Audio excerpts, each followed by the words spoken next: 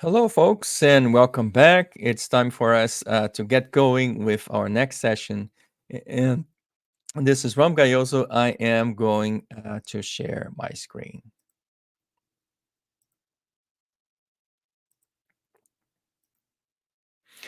All righty. So now we're going to enter into storytelling with scenarios. So let's get going. So when I tell people, hey, I teach storytelling, I teach scenarios, I usually get, two kinds of questions and or comments. Okay. One is, why should I care? Why should I bother? And even if I should care, and even if I bother, I can't tell stories anyway. So I don't know what you're talking about. So I'm here to prove you otherwise. So what is that you should expect to learn in this class? So we're going to go over the class objectives. We're going to go through a brief introduction. We're going to go over definitions just briefly, though. I do have a longer for our class where I talk about this stuff in details, and there's lots of literature and references and research. But this is a masterclass, so that's geared towards the practical aspects of telling stories and creating scenarios. So I'm not going to dwell too much in terms of the theory aspects of this. But of course, feel free to join me in the longer class, or if you have any questions, I can most certainly follow up and give you more information about the theory and where this stuff comes from. We're going to talk a little bit about a form of storytelling calling a play. So, a play like you go to the theater or you watch it in the movies, just a regular play. And then I'm going to equate the word scenario to play. So, a scenario is also a play. And my focus here is not to the people who actually can tell a story, but rather to the people who cannot tell a story. So the focus is for people who, come through the door and say, well, I cannot tell a story. So I beg to differ.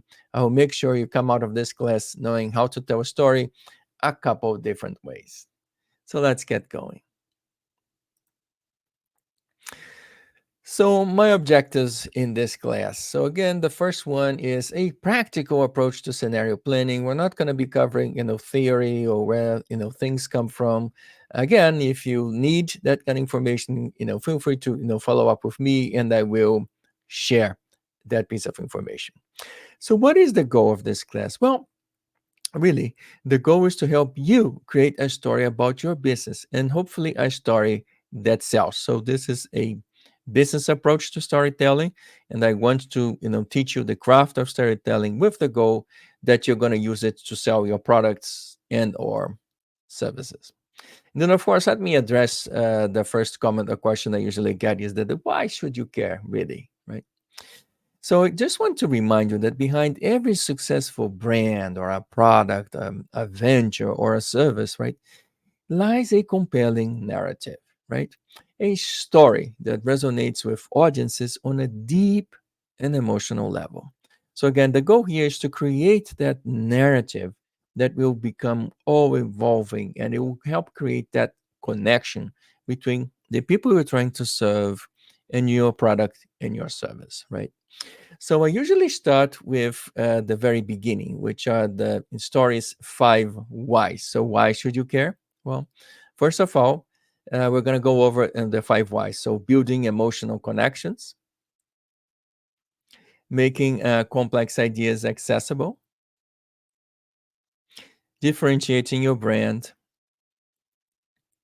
inspire action, and building trust. So let's go over them one by one so that we can explore them in greater detail. Number one, build emotional connections. So stories are used to build emotional connections. What we have to focus here is that stories convey a lot more than just information, right? Stories are used to forge or to create those emotional connections with your audience, right? So when we touch hearts and minds, we gain empathy, trust, and ultimately loyalty to us, to our brands, to our products, to our services. So let's think about a very concrete example, and I will start with Nike. So Nike is known for the Just Do It campaign. If you look at the lower right hand corner, you're going to see a picture in there. It's from a Nike campaign, right? Actually, the shoe's not even there, and the gymnast is not wearing one, right? It's wearing Nike clothes, right? So it's not just about the shoes. So when you think about Nike or Just Do It, you associate those pictures of, inspiring people to push, beyond their limits. So certainly this gymnast is exerting a lot of, effort and strain in this specific activity, right? So determination. So this is usually the idea of athletes and athletics and perseverance. You usually see, people playing basketball and they're all sweaty, or people are jogging, or they're climbing a mountain, or like this one, they're gymnasts. So there's a lot of effort. So the idea is not so much the shoe, but the shoe is used by people who, push their limits, by people who have determination, and people who persevere. So the idea here is we're creating an emotional connection between footwear, which is basically an object, and an emotional concept of going beyond your limits, determination, perseverance. So you get the gist of how we use, and in Nike's example for sure, how you use this to create stories that connect. So next, we use them to make complex ideas accessible. So let's think about new products and new technology, right? So it takes quite a long time, and I'm going to use one example, which is cell phones. So it takes a long time to explain the pixelation on your camera, that the fact that you have a camera, the fact that you have an antenna, and the fact that you can actually take a call while you are driving. So this would be, boring, right? Would be long and complex and detailed, right? So stories actually they are engaging, they are relatable, and they're easy to understand. Let's connect that with Apple. So Steve Jobs had is famous for having those very theatrical product launches, right? So instead of doing the boring stuff, what did he do? He got on the stage, he took the cell phone, pointed to his face, and he took the first selfie, and that was it. So there was no talk. Of course, the product in the spreadsheets and the PDFs and the collaterals talk about, oh, the camera this and the pixelation that and the reception and the waves. So it talks about all the boring stuff, but that's not what he did. All he did was to take the phone, turn it to his face, take a selfie, showed it to us, and we were hooked again. So stories are used to take those complex ideas and make them easy to understand, repackage them, and make them accessible. So again, I invite you to go back and look at any one of Steve Jobs' product launches. You're going to find that again it's theatrical, but it's done with a purpose. His concept is to show us that by telling a story, you can convey a lot of information in a very short amount of time. Next is stories are used to differentiate your brand. So how do you do that? Well, think about it. The marketplace is crowded, and competition is really, really fierce. A lot of people sell very similar things than what you do, right? So what is really important here is you can use stories to stand out, right? Again, think about it. The distinct brand narratives will set you apart from your competitors. And how do you do that? Well, a variety of different ways. Maybe you choose to highlight your story or your origins. So when you talk about ice cream, like Ben and Jerry's comes to mind. Two people that got started and came out of nowhere and created ice cream with different flavors, with funny names, and done a certain way. Another way to differentiate your brand using stories is unique experiences, right? You may remember Coca-Cola, so it's refreshing, and you have a polar bear drinking a Coke out of a Coke can. Of course, we all know that's not real. Polar bears don't drink Coca-Cola, but again, it creates this idea of a unique experience, and it's refreshing. And they drink the Coke, and they go, it's refreshing, it's pleasing, it's amazing, right? Or you can use that with values. So let's think about a very specific example that uses values. So I'm going to use Patagonia. So Patagonia makes clothes. So so plain clothes. But according to them, they're not just any kinds of clothes, right? But they are clothes with some kind of a purpose. So the Patagonia people, pride themselves on, their commitments to environment, to environmental sustainability, to sourcing, to fair practices and etc. So when you go and you walk by, and this is just a picture from one of the Patagonia ads, when you go by basically a window and you see the product display, well, it's not just a sweater or boots or pants, but they have a message. In this case, they say demand, fair, trade. So the idea here is, well, I'm associating sweaters, pants, shoes, whatever we're trying to sell or whatever they're trying to sell, with the concept of sustainability, with fairness, with giving opportunity to others.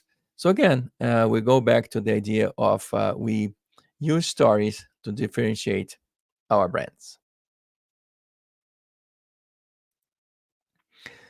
Next, we can use stories to inspire action or to drive change. So, how exactly do we go about doing that? Well, a variety of different ways. One is we can use it to rally support for a social cause, is one potential example. We can use it to convey a message or to energize employees around our shared vision. So perhaps we have a shared vision of success, or we change a strategy, and we invent to use stories to inspire people, right? Or we could use it to mobilize consumers to change a behavior, adopt a new behavior. And that's the example I'm using here today. If you look at the lower right hand side corner, you're going to see an ad for Dove. So Dove, makes beauty products, shampoos, body washes, lotions, soaps. But when you think about Dove, it's not just about the soap, right, or the body wash or the shampoo or whatever product they're trying to sell you, but they position it as a way to challenge conventional beauty standards. If you look, carefully, you're going to see that you don't see Kate Moss in there or a top model, right? You see kind of, normal people, bigger people, thinner people, fatter people, taller, shorter, older, younger. In other ads, you see men, you see women, some people with not perfect faces. So, what is this conversation all about? What are they trying to convey here? Well, when you talk about Dove and you associate it with beauty, of course, beauty is in the eye of the beholder, but then they're trying to associate beauty with identity, the way we see ourselves, the way we perceive ourselves, the way others perceive us, our concept of self worth.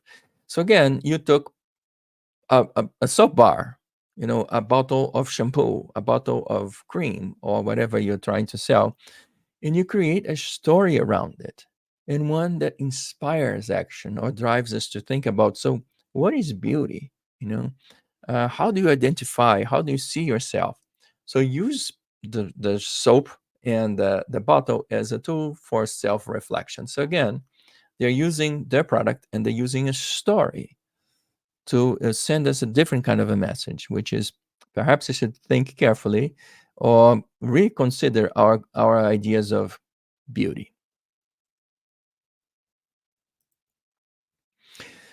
Next, stories are used to build trust and or to gain credibility.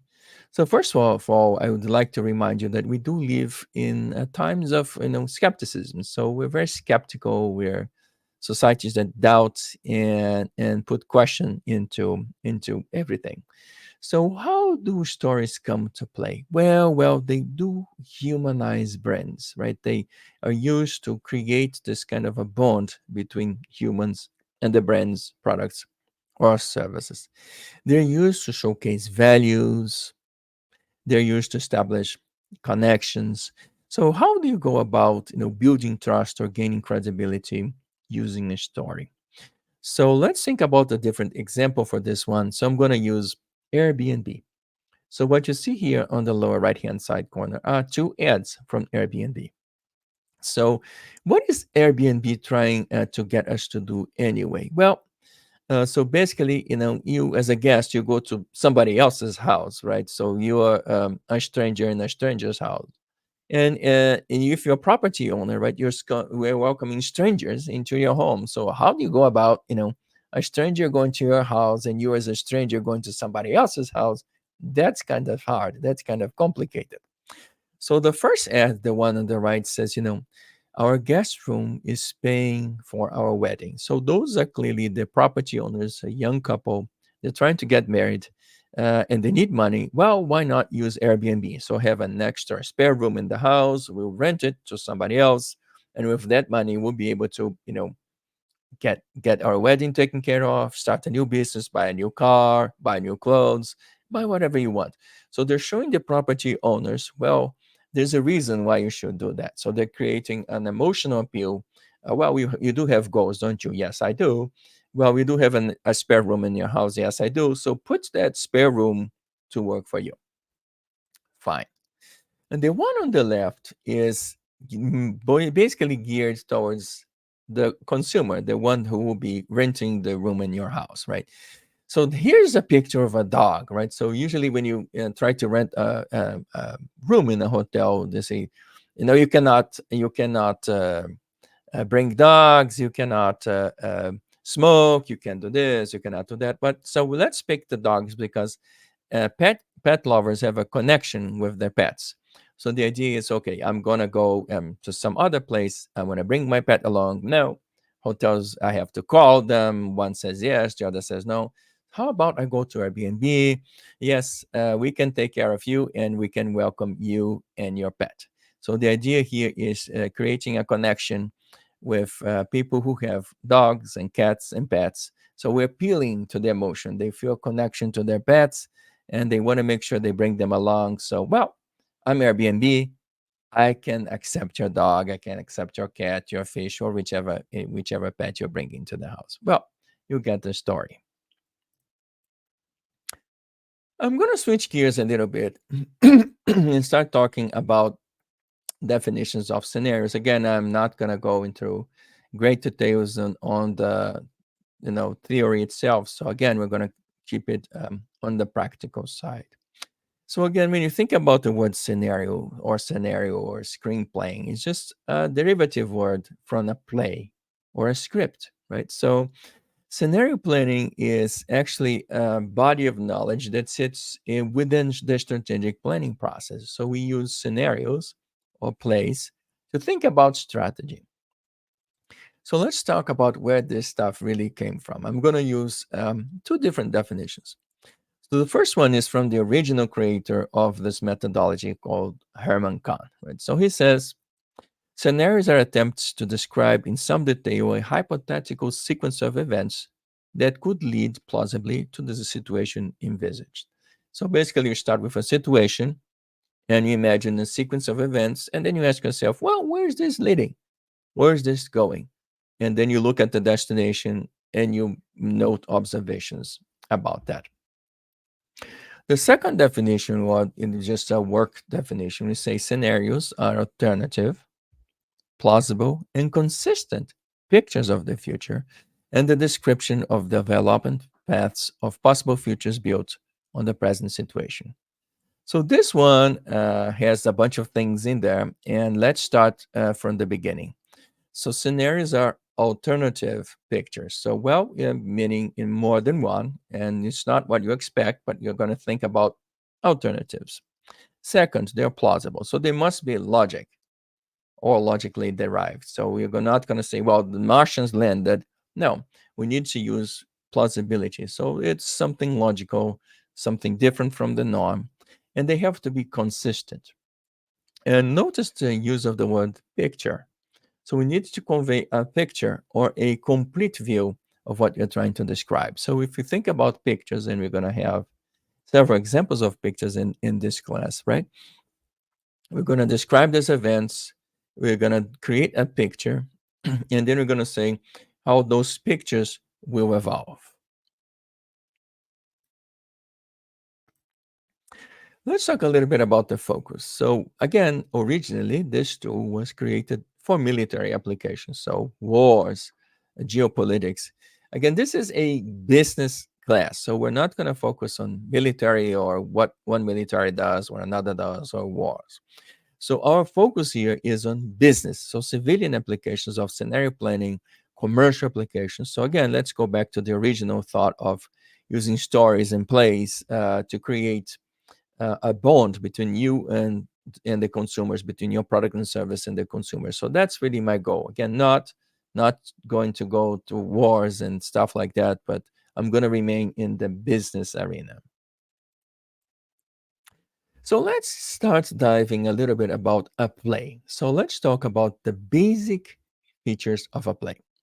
So when you think about it, this is a tool used for information acceleration. So let's go back to that example I gave you from Steve Jobs and Apple, right? So all that he was trying to do is, well, I have 45 different pages of technical concepts to convey. I'm not gonna go do that. I'll take the telephone, put it on my face, take a selfie, and show it to you. So in 30 seconds, he conveyed a boatload of information. And what did he do? In the process of conveying the information, he turned just a simple gadget into an object of desire, right? So because he did that, and we want to be able to take selfies ourselves, now we desire that product. So this is called information acceleration. I take a lot of information, I pack it into a picture or a concept, and so that I can deliver it to you faster, better, and in a way that you can absorb a lot faster than if I read, the 45 pages of the product description, for example, right? Now, plays are used to provide context. Again, uh, what Steve Jobs was doing is to give us context. So, why would you use this smart cell phone? Well, not just to make a phone call, but to take pictures. He used it as a scheduling tool. Of course, he used it to call people. He used it to watch a movie. So he was giving context of a different potential uses for this gadget. So that's all he was doing. Now, we say that plays are logically written. So what do we mean by that? Well, usually we come up with, somewhat expected story paths. We more or less know how the story is going to unfold, right? And then of course we're gonna, add twists and turns along the way to make the story somewhat more interesting or more appealing. We do use a timeline format. So what do I mean by that? Well, we have a beginning and an end, but between the beginning and the end, I have some developments, and then I come to some major event, and then the story ends. So typically, the way we write plays are, we have a beginning, so the situation is some kind of a status quo, then there is some kind of a disruption or a development. Something happens, or some kind of a challenge or a difficulty. We introduce some kind of a hero or heroine who is going to take on the bad guy, or he's going to propose a solution to the problem. And there's going to be this magic event where the good and the bad go into a conflict, good wins, and the story ends. So basically, that's a storyline. Again, we can use specific plots within the story to facilitate understanding, or someone is going to betray somebody else, or it's a love story, or some other small details that we want to convey. And on top of those plots, we have subplots, you know. So, and they're used to, again, augment the understanding, or they're used to introduce new information. They're used to make the story more interesting, or they're used, again, to convey information faster. Then we have the characters. So why do we have characters? Well, we have characters just to evoke empathy. I look at the characters of a story and I sympathize with them, or with their plea, or what they're trying to do. I root for them. I want them to be successful, or they're the bad guy. I don't want them to win. So again, the characters in there are just to create that emotional connection between us, the plot, and the story, right? Again, why do we use them? Well, to make the story more interesting, to make the story more appealing. Again, the characters are there just as basically tools for us to use. right? So why do you create a play? Well, so plays can be used in a variety of ways. So they can be used as a distraction, right? So perhaps my goal is to distract you. You probably heard the expression bread and circus. So in times of crisis, during the times of crisis of Rome, the Roman Empire, right? They threw big parties and they had lions and they threw people so the lions could eat, or we had gladiators fighting. So basically anything to distract us from the real issues. We use, some kind of a show as a distraction. I don't want you to pay attention to what's going on around you. I want you to look at the lions, look at the gladiators, look at the fanfare, look at the carnival, and just be done with. I could use it to entertain. So I have no ulterior motive. I just want to provide a fun experience to you. So I go in and I watch like a love story. I was entertained. I was informed. I invested my time with you and I went home happy. Or I can use a play to call attention to something. So perhaps I want to convey a message to you about climate change, for example, right? So, well, I would create a play where, maybe the main characters are battling a drought or a flood or some kind of a disaster that was caused by, again, climate change. So, again, I can distract you, I can entertain you, or I can use it as a tool to convey a message. So, the most important thing for us to remember is this is a communications tool. When you think about plays, scenarios, and stories, they're used as communications tools. And again, the whole idea is to communicate faster, better, simpler. So I can take all this information, pack into a simple story, and deliver it to you in a way that you can consume. And scenarios basically are just plays. So let's dive a little bit deeper in terms of a play. So I'm gonna take a play, one that everybody knows or most people do know, and I'm gonna dissect it into its basic elements. Number one, so what's the play? So the play is Romeo and Juliet, right? And then I say, well, what kind of story is that? Well, it's a love story, or we can say it's also a tragedy, right? And then I can ask you, so who wrote that? Well, Shakespeare did, right? Okay, interesting. And how is this story told? Well, what's the perspective? Well, the narrator is the storyteller. So Shakespeare is telling us the story from the beginning. Well, what's the context? So basically, I'm saying, is there a stage? So what does a stage look like? Well, the question is, where does it take place? Well, it takes place in Italy, in specifically in a town called Verona. It's a place in Italy, right? And then we have to ask ourselves, but when did this story happen, or the time? Well, it happened back when in the Middle Ages. And then say, well, okay, Romeo and Juliet, love story. Shakespeare wrote it. Shakespeare is telling us the story. It happened in Verona, Italy during the Middle Ages. Well, but who are the actors? Well, the main characters, so Romeo and Juliet, of course, the protagonists of the story, right? And then we have what? Acting, people acting supporting roles. Well, we have the families, one family of the bride, the family of the groom. You have friends, of course, you have the friar, you have the maids, you have the employees. So it's not just the main characters, but there are several other actors around them, right? And then I have to ask you, what is the plot? Or is there a plot in there? I said, yes, there is a familiar plot in there. So what is the storyline? It's old, it's simple. So boy meets girl, they fall in love, but their families actually don't get along very well. They don't think it's a good idea, and a couple of things happen, and instead of getting married, they die. So it's a love story that turns into basically a tragedy, right? So what are the drivers in there? So what's causing the story to move along? There's a love-hate relationship in there.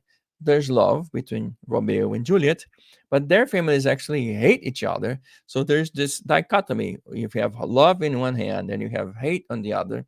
So it's this balance between love and hate. So when you see the plot and you understand, well, the plot's evolving, you see, well, the families don't like each other. So that's the hate side. Or the two lovers do love each other, so that's the love side. So you can basically say, well, who loves, who hates, and you can basically say, well, this is probably going some certain way, right?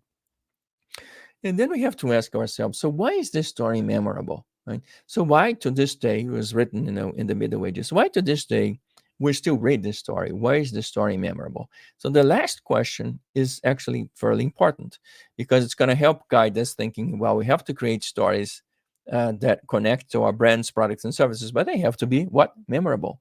So when you go through everything, the name, the kind of the story, who's writing, the perspective, the context, the stage, the when it took place, the actors and what do the actors do, and what values are at play, we have to make it memorable. Of course, it's memorable because it does not have a happy ending, right? Both lovers die in the end.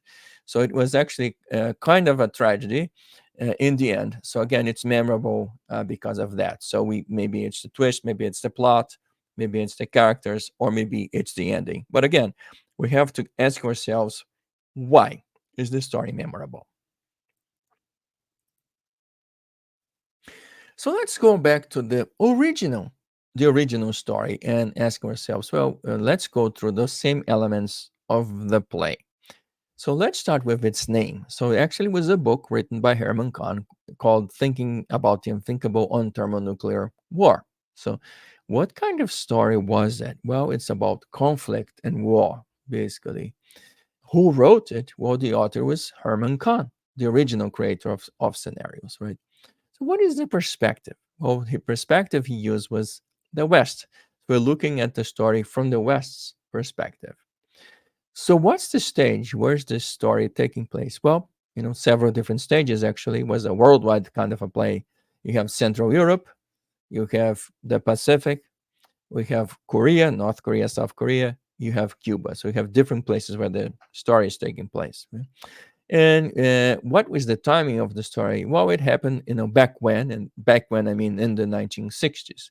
So in the 1960s, time of the Cold War. So they're trying to understand what would happen. So, who are the main actors or the protagonists of the story? So, you have the United States on one hand, and you have the Soviet Union on the other. But again, there's a bunch of other people in there. So, actors in a supporting role, right? So, you have the allies of the United States, and then you have, the Warsaw Pact with the Soviet Union. But then you have South Korea, you have North Korea, you have Japan, you have people in the Middle East. So it's not just the key characters, but again, the others around them. Think of it, Romeo and Juliet here, but then you think about the families, the friar, the employees, and the friends, etc. So is there a plot in there? Yes. So what's the storyline? Is basically world domination. We wants to control the world, and one block wants to control it, the other block wants to control it. So we kind of come head on, and we have to see how we're going to solve this situation where both of us wants to control the world, but only one of us can control the world, right? So we have several different drivers. So what's driving the story? So in this case, is really not love and hate, but rather first mover, who moves first. So in this case, we have the situation where we have who plays first. Well, the United States attacks this, or the Soviet Union attacks that. Okay, we could use provocations, right? So one country provokes the other, or we could use proxy wars. So wars in the Middle East and Africa and other places where the Soviet Union wasn't directly fighting the United States or vice versa, but they're testing each other, they're testing their limits or their weapons or their capabilities. So we keep fighting, but not officially fighting, right? Again, that's the concept of a proxy war, where the two superpowers were behind one or another, or one and the other, and we're just trying to figure out what exactly is going on. And the goal here is what? Well, technology. Maybe my missile is better than yours, or your submarines are better than mine, or your aircraft. So we're trying to test technology. So there's several different drivers in there, and you can think about taking over, economics, fights, provocations, wars, all sorts of things. And then we have to ask ourselves, so why is this story so memorable? The original scenario. Well, it is so memorable because we learned something. So basically, back then in the 60s, they took different perspectives and they tried several different ways.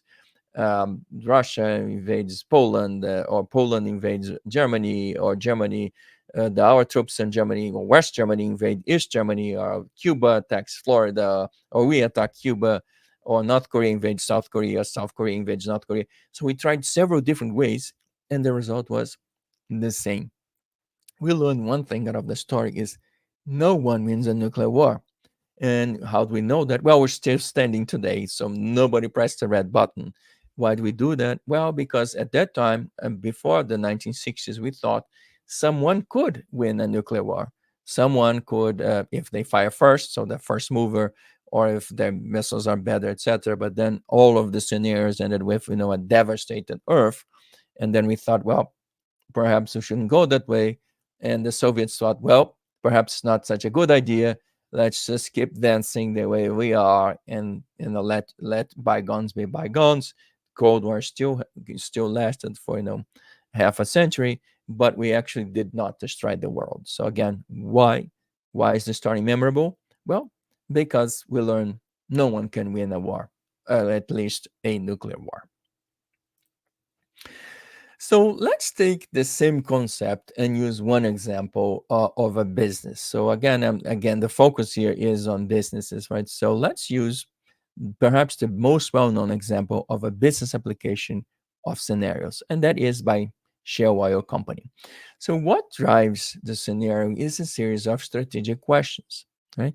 So let's give you some context of what is the stage. Well, oil and gas. Okay, Shell makes gasolines. It takes oil, refines it in its refineries, and sells it back to us. So, what was the research question, right? So, the question is, well, everything's going fine and dandy, but could something happen that could cause us to, get in trouble? Well, the question was, what could disrupt our business model? And the answer was, well, we refine gasoline. The answer is plain and simple. What if we couldn't get any oil? Basically, we're going to strategic supply, right? What if we are cut off of our supply? Well, what if we're cut off from oil fields or some other reason, right? Or tankers. The tankers can't deliver, or we can't find oil, or oil runs out, or for some other reason, we can't get oil. Well, we sell gasoline. If we can't have any petroleum, we cannot sell any gasoline. We go over, right? So, okay, so the situation is we have no access to petroleum, okay? And how would that happen, right? Well, a variety of different ways. Well, of course, there could be a natural disaster, some kind of a huge earthquake in the Middle East that breaks down the oil pipelines and they can't get the oil out of the ground, right? Or maybe it's maritime exploration. So here in the United States, the Gulf of Mexico, maybe just a tsunami goes by and knocks down all the petroleum platforms, so they can't get out any oil from the ground. But then there are two other things in there. One is called war, and the other is political instability. What if the people who buy oil and people who sell oil actually don't get along? Well, that's an interesting explanation. Yeah, we could go that way. Then we have to ask, okay, who are the actors, right? So I'm going back to the idea of the play. Who are the actors? Again, the people who buy and the people who sell oil, right? So in this case, oil producing countries, and that was the focus because again, the perspective is from Shell. So they buy oil, so they're interested in the people who sell oil, right? And then they thought, well, what could we do about that? Well, we could create a long-term contracts and write some options. And that is indeed what they did. They created long-term contracts and wrote some options. And therefore, actually, as we know, there was an embargo, an oil embargo, but Shell had contracts with oil producing countries, and those contracts were indeed honored. So other oil producing companies didn't have access to oil at a certain price, but Shell did at a much lower price. So Shell benefited tremendously. We went from one of the lower ranking oil companies to the largest in the world. So they did really, really well because of scenario planning. And again, what did they do? They look at the stage, they ask a basic question: what could go wrong? And understood, how could it go wrong, why it would go wrong, and who would be involved if it goes wrong. And then at the end of the day, they ask, well, what can we do so that when it goes wrong, it doesn't go wrong for us? And that's all really that they did. Okay, so let's switch a little bit and talk about storytelling in more details, right? So I'm going to first go through a little bit of introduction. I'm going to have a little bit of definitions, and then we're going to jump into the storytelling process proper. So, what should you expect in this part of the presentation of this class? Well, number one, so this is storytelling for people who cannot tell a story. Again, I'm going back to the original two comments that I got from people is, well, why should I care? I think we answered with the five whys of why you should care, right? Creating that emotional connection between what you sell and consumers. But then people say, but even if I do care, okay, and now I care, but I can't tell a story. So I'm here to tell you otherwise. So we're going to focus on a series of different methods that we can use to help you tell a story. So by the end of this class, you will be able to tell a story on your own, or you're going to be able to build a story. And I'm going to start from scratch. So you do not need any storytelling skills. I'm going to hold your hand. I'm going to walk you through that. So we're going to use different storytelling methods, right? And I'm going to use something that most business people know, right? It's a 2 by 2 matrix. You heard of it as a BCG matrix. It's called different things, Cartesian plan for people who like math. But basically, we're going to tell a story with two different variables. Okay, so let's get going. Again, storytelling for people who cannot tell a story. So, for people who tell a story, I have a different kind of workshop. This is for people who cannot tell a story or they think they can't, right? Let's go back to the why we use stories. Right? So, storytelling is just really a form of structured communications, nothing else. It's just a way to communicate what you mean or to tell your story about your product or about your service, right? So the narrative is going to be constructed and is going to be used to describe describe a product or service, right? It's going to be used to define. So perhaps you're trying to define what is that you do or what you sell, or you're trying to illustrate a point, right? So remember, let's go back to Nike. It's not so much about the shoes; it's about becoming a better athlete. So think about Patagonia is not somewhat about my sweatshirt, is about fair trade. Think about the soaps and the lotions. It's not about the soap, it's about beauty and how you define beauty, right? So again, they're trying to illustrate a point and drive some kind of a behavior. Again, the idea of the story is stories are used to explain very complex ideas in a simplified format. Let's go back to that Apple example I just gave you. Instead of reading, the 45-page PDF with all the technical prowess and wonders of the iPhone, he just put the phone on his face, click, took a selfie and showed it to us. And that was enough. That's all we needed to know. We don't know the pixelation, the camera, and why we use it. It's just that we can do it. And that was it. 30 seconds. And we're sold. Well, I also have to remind you that data, is also a great way of telling stories. You can look at data and come up with stories. But the approach we're using here is methods. So I'm going to use a method or a recipe. We're going to be confronted with a different recipe, and we're going to learn how to basically create a story out of that. So let's get going. So I'm going to start with a storytelling method using two variables, and again, it's for people who cannot tell a story, and they need no storytelling skills. Okay, so first I'm going to describe what the method looks like, and then I'm going to show it to you. This is what it looks like. Okay, first we're going to start with the 2 by 2 matrix or the Cartesian plan, and then we're going to use basically an x and a y axis, and we're going to start with that. We're going to take two different variables, and we're going to use two intensities, low and high. We're going to label each one of the quadrants a certain way. Then we're going to go through the classification process, and we're going to select one item at a time, and we're going to explain how do they work.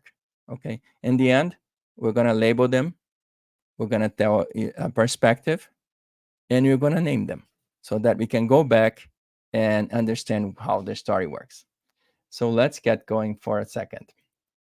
Okay, So first of all is we have to set up the story, right? So I'm going to take again, I'm going to start with the 2 by 2 matrix, and I'm going to split that image into different bits and pieces. So the first thing I do is I draw a vertical line. If you see this red dotted line going up and down, right? It's a vertical line, right? And I split the quadrants into columns. So I have columns, a column on the left, and I have a column on the right. So now I have to tell you, so why are you doing this? Well, if you think about math terms and numbers, right? So the things that are on the left are usually smaller than the things that are on the right. So I'm going to label the column on the left as low, and I'm going to label the column on the right as high. Again, so what that I'm doing here is I'm taking the box and splitting it. I draw a line, a vertical line in the center.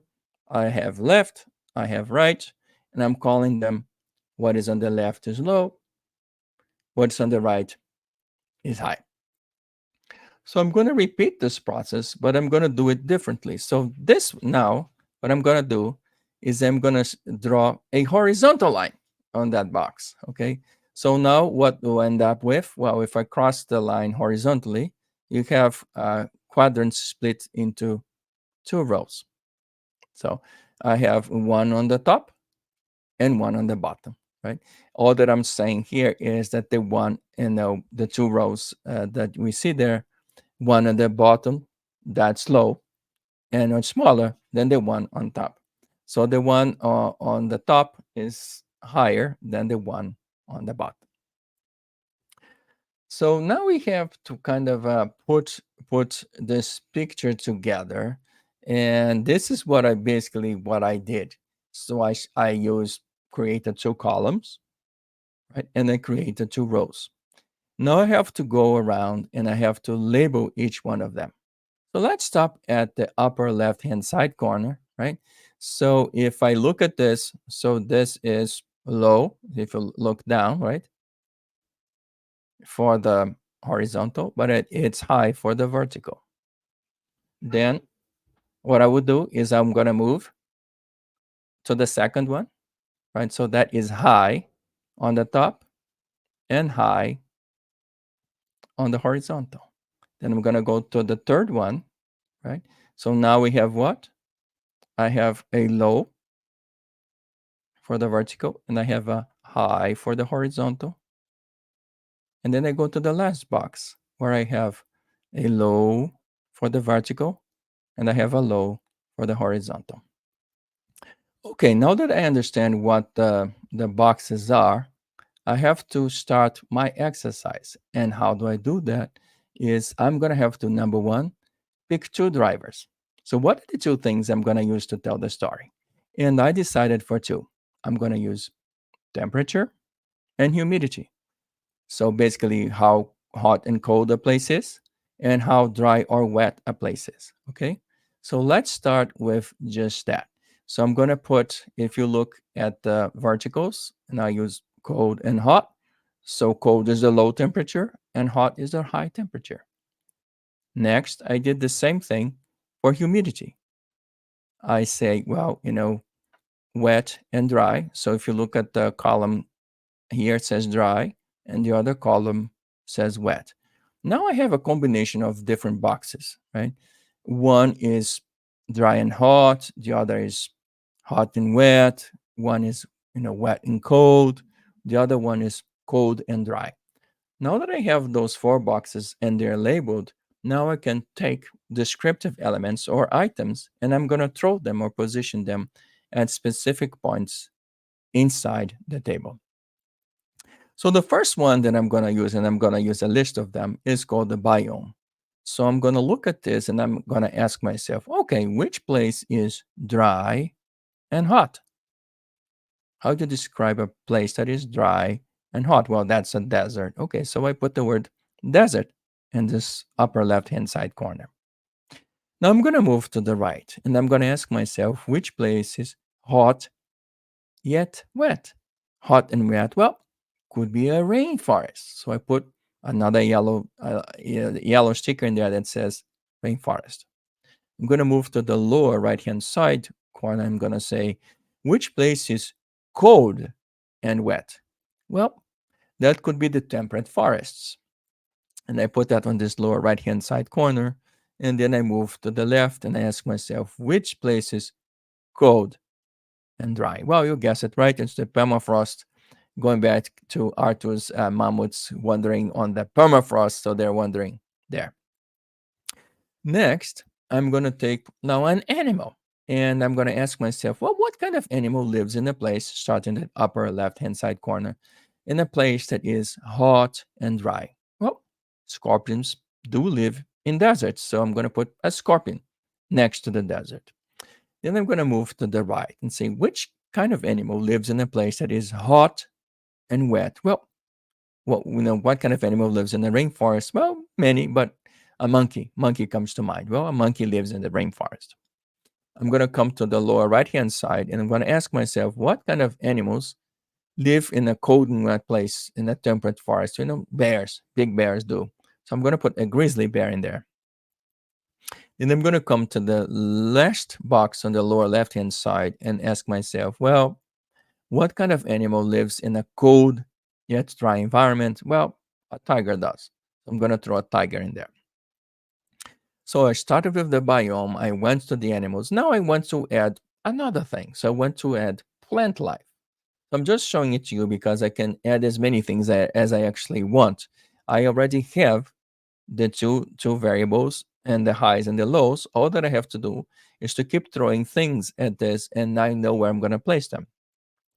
Now, the plants offer a different kind of perspective because they can exist in many different places. So I took just two types of trees.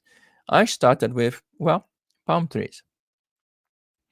Well, palm trees like the heat, so they are in hot areas, but they could be dry. There are certainly, palm trees in the desert, or they can live in wet places. There are certainly palm trees in the rainforest. So I put them in between those two because they can live anywhere that is hot. So if you look at this row here, they can be anywhere in the row, and they can be in both places of the row. Next, I looked at a different kind of tree, and it's called pine trees or conifers, right? And they basically do well in places that are cold, whether it's cold and dry and cold and wet. So I have pine trees in both the permafrost, and I have pine trees or conifers in the temperate forests, basically. So now that I have three items that I threw in there, I'm gonna have to describe them somehow, right? So let's go back to the upper left-hand side corner, right? So I have a desert, and I have scorpions, and I have palm trees. So if I ask you to describe that, right, can you put a label on that or a name we could use to describe? Certainly. We're going to use the Sahara. Of course, you could pick any other desert, but the Sahara. So the dunes of sand and the wind, and so you can imagine the Sahara Desert. Let's go to the right. So can you name a place where it's a rainforest and monkeys abound, and there are palm trees, there's lush foliage, etc.? I can. Well, the Amazon rainforest comes to mind. Then I go to the lower right hand side corner and I ask myself, well, can you tell me of a place that is a temperate forest, it's wet and cold, and the grizzly bears wander around? Well, there are no grizzlies in Europe, but certainly they're in the American Northwest, Canada, Northwest of the United States, right? Then finally, when I go to the lower left-hand side corner, I said, can a place that is cold and dry, and it's the permafrost, and there are tigers in there. Can you name that place? Siberia. So I named four different places. So if I started with Sahara, Amazon, Amazon forest, the Northwest forest, and Siberia, I would say, where are you getting this stuff from? But if I start with a 2 by 2 matrix, slice it horizontally, slice it vertically, and just use the what's to the left is smaller than what's to the right. What's below is lower than what is above. Now I have four quadrants. All that I have to do is go to the keys and find out what am I going to throw at this. I will keep throwing elements. How many elements I'll throw? As many as I need until I can come up with a story or a label. So all we're doing is using the 2 by 2 matrix to create classifications. Again, take a box, slice it into 4 different pieces, pick the 2 drivers because it's a 2 by 2, 2 dimensional matrix, and I use extremes: hot, cold, dry, wet, right? To be simple. Add a bunch of things in there, just place them according to the drivers: high, low, wet, cold, right? And then after I'm done throwing as many objects as I can, keys, I call them keys, and I have enough in there, then I can put a label into this and say, this is a word that describes this box. That's all I'm doing. Again, we're creating stories out of nothing. This is an example using nature. How about a business example? Okay, we're going to repeat the exact same process, but I'm going to change the variables. So what am I doing here? I took the box and I'm going to slice it 2 ways, horizontally and vertically. So I'm going to again say, if I'm doing looking at the columns, right? The one on the left is smaller than the one on the right. If I'm looking on the rows, the one on top is bigger than the one on the bottom. I created my 2 by 2 matrix. Now I want to talk to you about car electrification, for example, right? And I have to decide, how am I going to tell the story?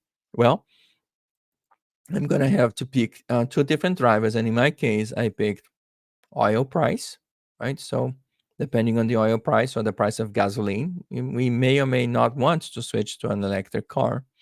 And then I needed to get some kind of a item to describe the car. So the car, I used the most expensive item in the electric car, which is the lithium-ion battery. And I said the price of that. So what are we doing here?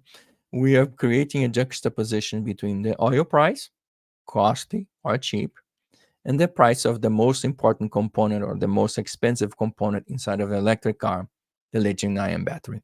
Either it's expensive or it's cheap. So let's start at the upper left-hand side. So I'm in a situation where oil prices are high.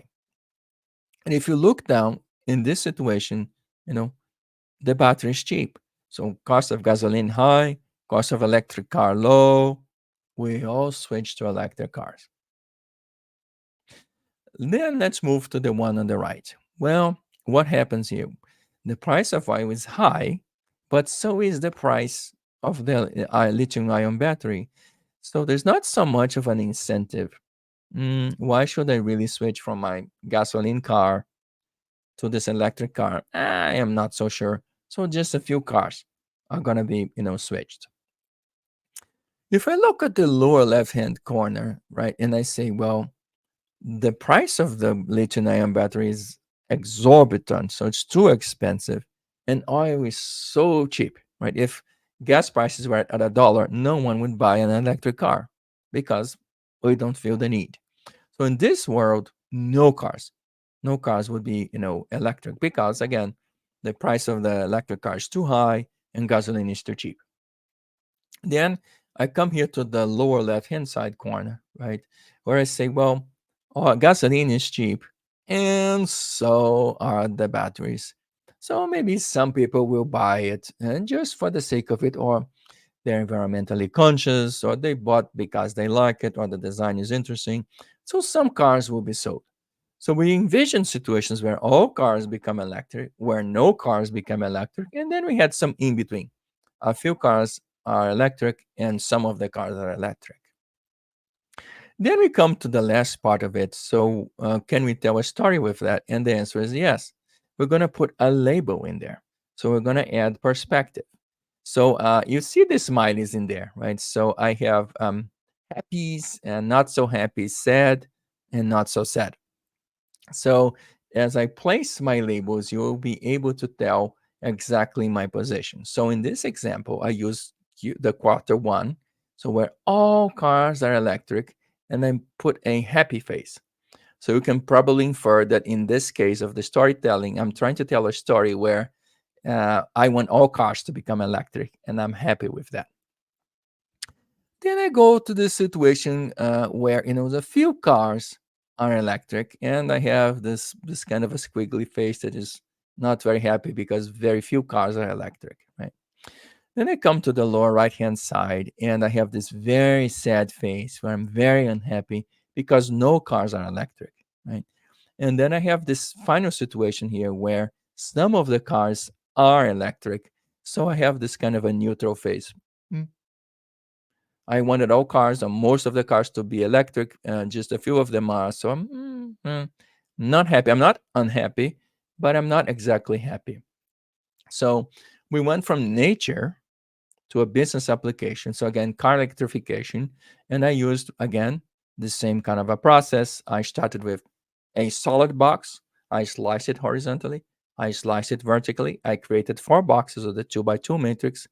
Then I use the same theory. What's the left in the left is higher than what is in the right. What is on top is bigger than what is on the bottom. I created the four boxes.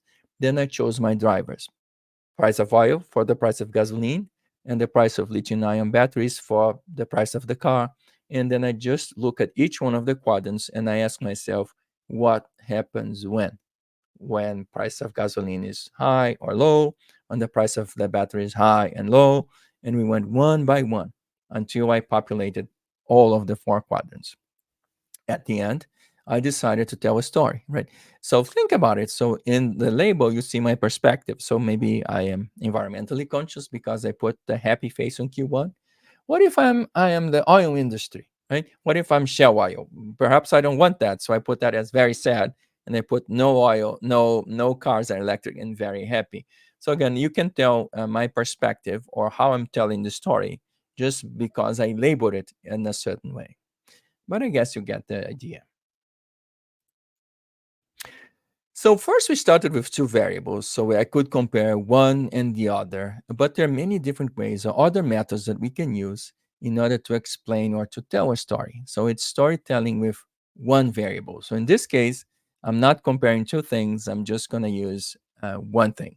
So what should you expect? Again, we're going back to the idea of storytelling for people who cannot tell a story. You don't need any storytelling skills here. We're going to create a story using a method. And the name of the method is called intensity curve. And I'm going to show it to you. First, I will describe and then I will show it to you, right? And this is called stories with one variable. I'm only concerned with one issue. So the story method with one variable. So what we use it for, again, for people who cannot tell a story or feel they cannot, right? And again, it does not require any storytelling skills, right? The intensity curve. So basically, this is a flat line that goes from nothing to everything, or from minus infinite to plus infinite, right? And I will create, just pick one thing, one driver, and I'm going to create intervals. And it's going to go from minus infinite to plus infinite. And then I'm going to add two more, a little bit or just a few, and many. I'm going to label each interval nothing, everything, and something in between, right? And then I'm going to understand, I'm going to look at the variable and I'm going to understand the tension. So what is really at play? So this is analogous to that original Herman Kant scenario. So world domination, right? What is at play here? I'm going to look at the analysis. I'm going to note the behavior. That's the same thing as placing a label where we are. And on the third step, we're going to say, okay, I understood the intensity. I understood the behavior.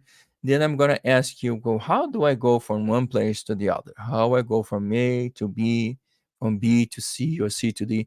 Meaning, how do I get people to change their behavior, right? And then when I do that, you're going to understand what? The role of perspective. Again, the same way when I have the two variables, right? You understood my perspective when I placed the labels. In this case, is exactly the same. I'm going to place a label, and when I place a label, you're going to understand what? My perspective. All righty. Have you seen this before? Of course you have. So if you go to any emergency room or to any hospital, the first thing they're going to ask you is, what's your pain level? How much pain are you feeling? And because we all feel pain differently, they have those emojis or the squiggly faces and say no pain, mild, moderate, and then you have this person crying. This is it hurts the most. Okay, where else have you seen this kind of scale? Well, in temperature, right? How is the weather? Oh, it's freezing, or it's cold, or it's just right, or it's hot, or it's too hot, right? Again, the intensity curves, they operate as scales, and they basically measure quantitative variables like temperature, like pain, like whatever scale you're trying to use, right? And we can help us create some kind of intervals. And with those intervals, we can measure perception or sensation, right? Sensation of heat, hot or cold, or not so hot or not too cold, and the amount of pain we're feeling. Again, each person perceives the weather a different way, and we feel pain a different way. We're just trying to kind of create intervals. And from the intervals, we can infer some information, right? So how does that work in practice? So again, this is a practical class. So let's start from the beginning. I said it's goes from minus infinite to plus infinite. It's a flat line. So the first thing we have to do is to draw a flat line, and this is the red line that's basically going across here. And then I have to decide on the orientation, right? So most people in the West go from left to right, although many cultures go from right to left. So in my case, I decided to put the minus infinite or no or nothing or not at all on the left. And I decided to put everything in all or most of all on the right. So I go from left to right, from minus everything to plus everything. Now I have to add some intervals in there. And again, what I'm going to go do is use what? Increments. So if I start from nothing, right? Nothing or none or nothing at all, I will add just a few or a little bit or a bit. So I move from this line, this point on the left to slightly to the right, and there's this line here that says, well, just a little bit. Then from there, I'm going to add more, and I'm going to get to some or quite many or a lot. So I have this other curve here, and then I'm going to go to the end that says all or everything or almost everything or the end. So again, just think of it as you're going in a clockwork motion where I start at nothing, I go to a little bit, I go to some, and then I go to all. Again, I'm just going from nothing to everything and making two stops in between. So, what would this actually look like? Well, let's talk about a very specific example. This case is an intensity curve, which is the name of this methodology, designed for stem cells.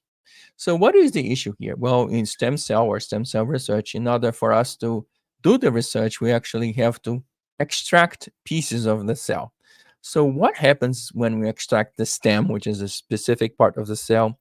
Well, you kill the cell. When you remove the stem, the cell dies. So, the issue here is by removing the stem, we kill the cell. Right? So, what is the driver here? Well, some people are okay with that and some people are not okay with that. So our driver is social acceptability.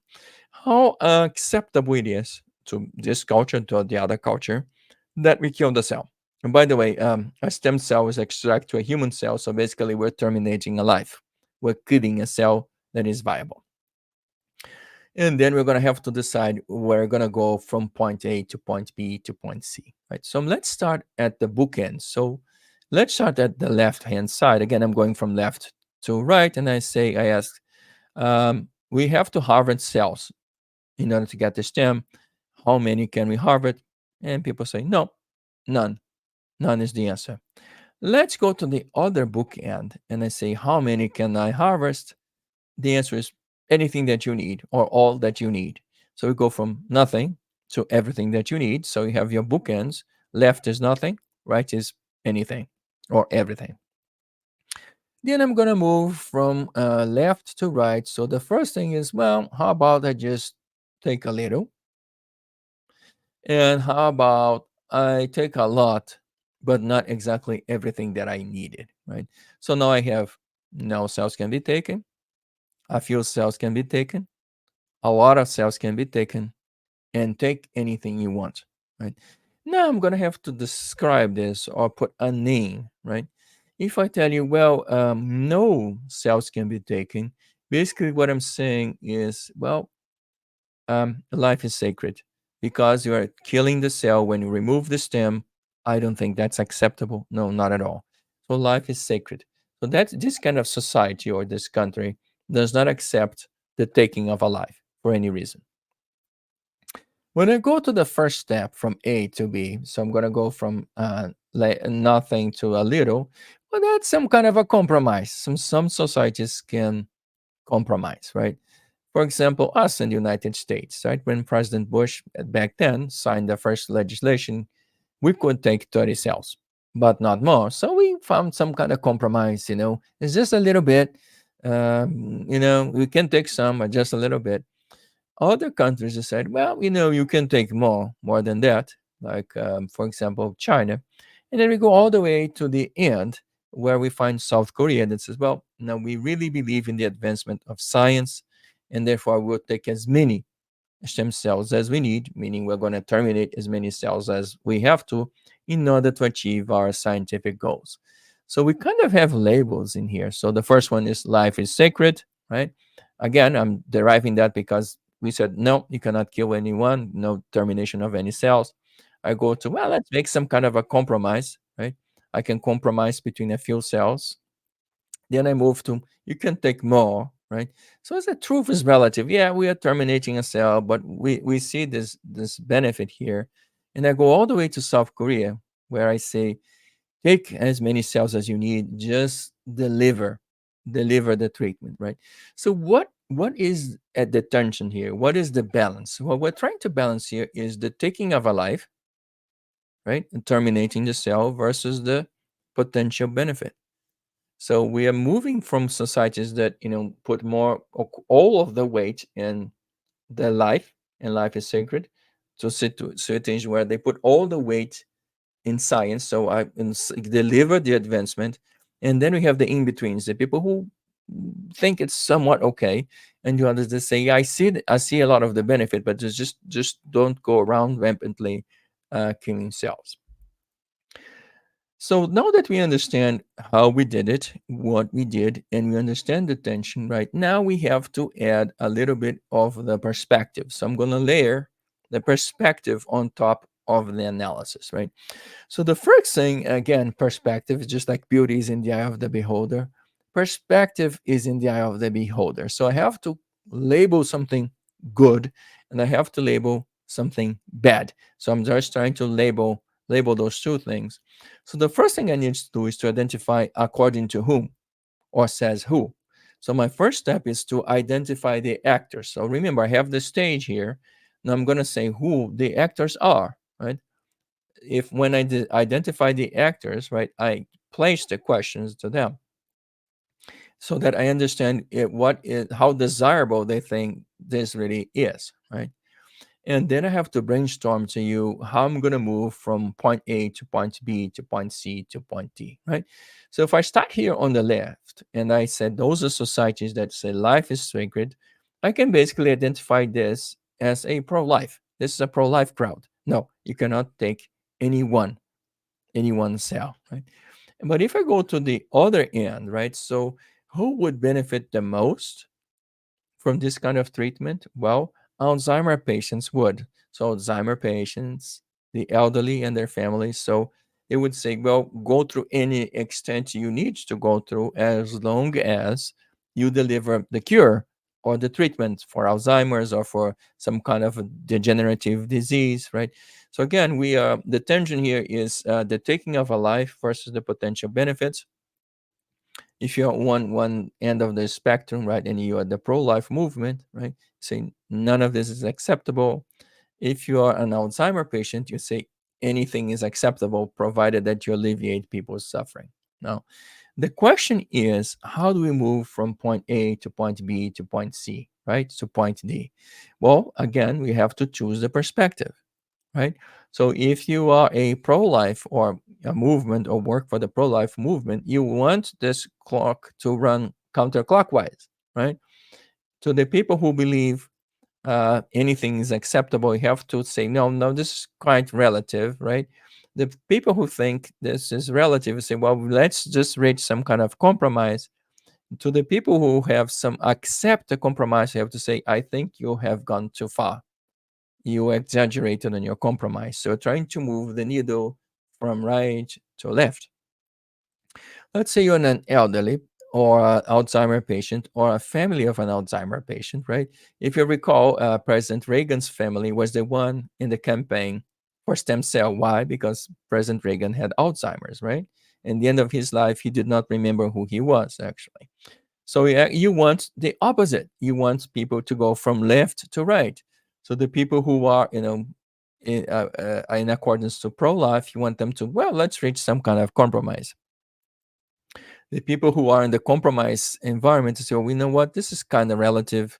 Look, we can alleviate the pain and suffering of so many people. Let's move the needle a little bit. And the people who are in, and a lot of people are in the, truth is relative. Let's move it to, let's think about benefits to us as a society as a whole, in natural order things. We are going to get old. We are all going to get some kind of a degenerative disease. So this is going to benefit all of us. Some sacrifice is completely acceptable. So again, the way you use this is you draw a flat line, you go to the bookends. You have to decide which one is the beginning, which one is the end, left to right or right to left, right? In my case, I decided the left is the beginning, so minus infinite, going all the way to the right, plus infinite. So from nothing to everything, and I just made two stops. A little bit, a lot. So I go from nothing to a little bit to a lot to everything. And then I ask myself who the actors are. I ask myself what the potential benefits are, the costs. So what's the tension, right? And then I thought how I'm gonna get people to go from left to right, or how am I gonna get people to go from right to left. Again, those tools have no morals or no ethics. They're just methods. The only thing the method is doing to you is help you structure the narrative. Which narrative you pick, it's up to you, not to the method. All I'm trying to do is to tell you how to use the method to create the narrative. Now, let's change subjects a little bit. So, we use so far two storytelling methods for people who cannot tell a story. We use the 2 by 2 matrix, right? So, take a box, split it in four corners, and place items in there, and you can tell a label. Or we said draw a line, go from nothing to everything, and put two stops in the middle, and you can tell a story, right? Now I'm going to tell a story using pictures. So no lines, no boxes, nothing like that. How does this thing actually work? Okay, so let's move to the first step. So, what should you expect in this module? Again, we are going back to storytelling for people who cannot tell a story. You do not need any storytelling skills in order to look at pictures, okay? And we're using pictures. So, all I'm going to do is to show you a bunch of pictures. I'm going to set up the methodology and we're going to go through some examples. So let's get going. Number one. So you can think of scales and numbers. So we in the prior two examples, we had scales, we had numbers, a lot, a little bit, everything, nothing, right?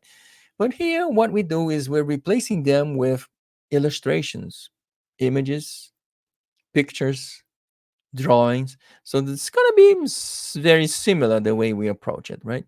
The name of this method, so it's not one variable, two variables. The name of the method is called Pictures of the Future, or Building the Future, or using pictures to create something that does not exist yet. Why we do that using pictures? Well, what's the logic is that and you probably heard this before, a picture tells 1,000 words. Again, let's go back to our friend Steve Jobs taking his selfie, right? That selfie was the story. In this case, in the information acceleration, the picture is going to tell 1,000 words and actually many more. In his case, with the selfie, were like thousands of words and in a PDF of the product description was summarized by just look at the phone, press, click, and you get your selfie, right? So we usually have three steps or three types of pictures. Sometime in the past or back then or back when, we use a now. And then we have to create a picture for the tomorrow. So we have three moments: the past, the present, and the future. And we're going to use pictures to tell that story, right? Now, what's the logic behind this? Well, it's fairly simple. Like We are looking at a place, a situation, or some derivative thereof. We're trying to understand how the history evolved, right?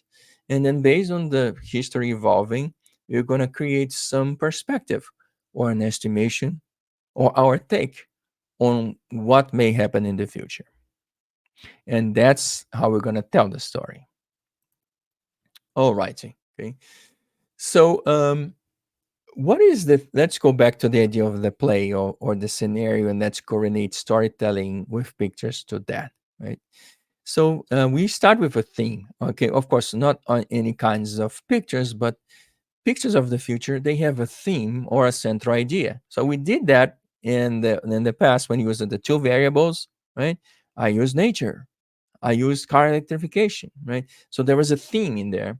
And in the case of the one variable, I had what? Stem cell research. So there's a theme. So pictures are going to have a theme. We're going to show you pictures of something to convey an idea or an image, right? They also have attention, right? So if you think about the stem cell research, what was the tension? Life versus science advancement. In the case of the car, was the price of oil versus the price of the lithium ion battery, right? In the case of the war, was who wins. So we need to have attention. So what are the two values at play, right? Next, we need to have the agents. Okay, so who are the people? Like we asked the same question, on the two by two and the one on the one line, the one variable. Who is looking at this, right? And then last but not least, what are the potential outcomes? So again, we're gonna look at pictures. We're gonna just pictures of what, right? We're gonna decide what are we judging here, and then we're gonna look at who is looking at this, and then we're going to consider the outcome. So again, my first step is I'm just going to describe the process, then we're going to go do it.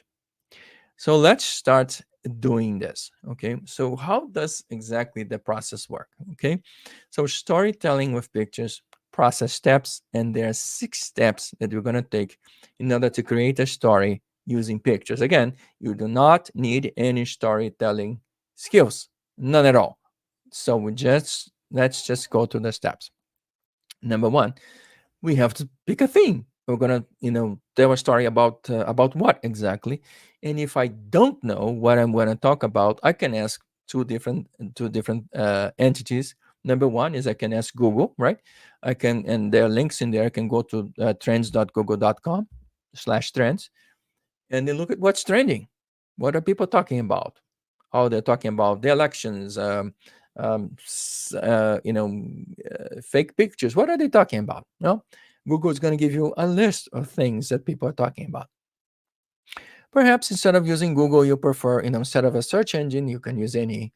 You want to use social media. So, what are people talking about in social media? Oh, it's Britney Spears. It's some sports event. It's the Olympics that's going to happen. Something like that. Well, Meta actually has all of that prepared for you, right? So, if you go to Facebook.com and insights, tools, and hot topics, what are people similar to Google? What are people posting stories about? Well, they're posting stories about this specific theme. So, okay, we went through, social media. We look at Bing, Yahoo. We look at search engines, and we decided that's what we're gonna tell the story. So we pick a theme or a topic. Search engines, social media. Pick one. Decide that's what we're gonna be talking about. Okay. Then step number 3 is we're gonna have to find images that using browsers or whatever collection you have, right? And using the image options. I'm gonna be looking for images, pictures, videos. I'm just gonna use images or pictures for this case, right? And I'm gonna be browsing the internet for images. Then I'm gonna keep repeating this process so that I have a back when and a now, so a before and after, or now and then, right? Then I'm gonna think about the people who care about this topic, right? Weight loss, who cares about this? Alzheimer's patients, who cares about this, right? And then I'm gonna tell you about my perspective. So it's very similar to the tools that we used before. It's in steps, but all I have to do here is looking outside. If I don't know what I'm gonna look at, Again, you don't need to know how to tell a story or even know what you're going to talk about. Ask Google, ask Facebook, ask Meta, what are people talking about? Pick one, decide that's what I'm going to talk about. Then I'm going to have to look for pictures or images of that thing. And I'm going to have to look at pictures of before and after. I'm going to make a list of who cares about that. And then I'm going to put a label or show my perspective. So what does this thing exactly looks like? Well, let's start with one simple example. So I went up and I look at Google, and people are worried about climate change. So I pulled any browser, and in this case I used Google, and I said climate change or climate crisis. First I look at Google and says, oh, that's what they're looking at. Then I went to Google and I say, well, climate change, climate crisis. And Google started to spit out a bunch of things. Well, the first thing it spit was, oh, look at that. And of course, I clicked on images, right? So not text, but image. And Google said, oh, look at this drought. The Hoover Dam here in the United States. It was used to be full of water. Now it has no water or very little water, right? So what's the tension here? What's different between one picture and the other? Well, in one picture we have a lot of water, in the other picture we have not a whole lot of water. So the question here is, well, the water is disappearing. So I'm not concerned with where the water is going or where is the water not coming from. All that I'm doing is I went to the browser. Uh, Google told me people want to talk about the climate crisis. I googled climate crisis or Bing or Yahoo, whatever you prefer, and it showed and asked for images and showed, well, look, the Hoover Dam is drying up. Okay, so let's look at those pictures. So I look at those pictures, and there was a before and an after, right? So Google specifically told me, well, back in 1983, this is a picture of the Hoover Dam. Look at this beautiful, bluish water flowing over the dam walls. There was so much wall. It was so much water was overflowing. Then it told me, well, back in 2021 was the worst. There's no water in there. This you can see the soil and the very low level of water in the Hoover Dam. So we have a picture where there's a lot of water back in the past, and then we have a picture on the recent past where there's not a whole lot of water. Then the question becomes, well, what will happen in fast forward 2050? So I'm going to go from a lot of water to no water to what? And that's exactly where I'm going to reveal my perspective. So what you think the 2050 picture could look like? Well, it could look like 1983. So, and you ask me, well, how or why? Well, there are like 10 years of very cold winters, and was a lot of, defrost from the mountains, and therefore there was a lot of water. Or you can say, well, 25th is going to look worse than 2021. How or why? Well, because we continue to use more water than the aquifer could replenish. Or it could be something in between. When you get the picture, I use the before, I use a now, picture of before, I use a recent picture, and then I use this to kind of ask myself what will happen in the fast forward future. And then you understand, if I'm a climate activist, right, I'm going to say, you know what, 2050 is going to be much worse than 2021. You should pay attention to what I'm saying now. Or it can be a climate denier and say, well, it's going to go back to normal. Actually, there's going to be abundant water into the future because we're going cycles. So I'm trying to sell a perspective or story, right? This is a different example. So I repeated the same kind of process, and I looked at the city of Dusseldorf in Germany, right? And this was about cars. So I just, people want to talk about cars and urban design. I said, oh, I Googled the images, and those two pictures appeared. This is Dusseldorf, Germany, right? Well, 1990 and 2019. Oh, that's interesting, right? So if I Googled cars in Germany and cars in Dusseldorf, they showed me two pictures. Well, the one on top, 1990, right? It's just like a regular city. You have like a body of water in there, and you have highways going across and up and down and etc. And you have this waterfront. But when we fast forward to 2019, well, what happened to the roads? What happened to the cars? Actually, they took the roads and put them underneath, and they reclaimed the space or the urban design into parks. And there are no roads, but there are pedestrian spaces or walkways. So now you see where there are cars and roads and highways.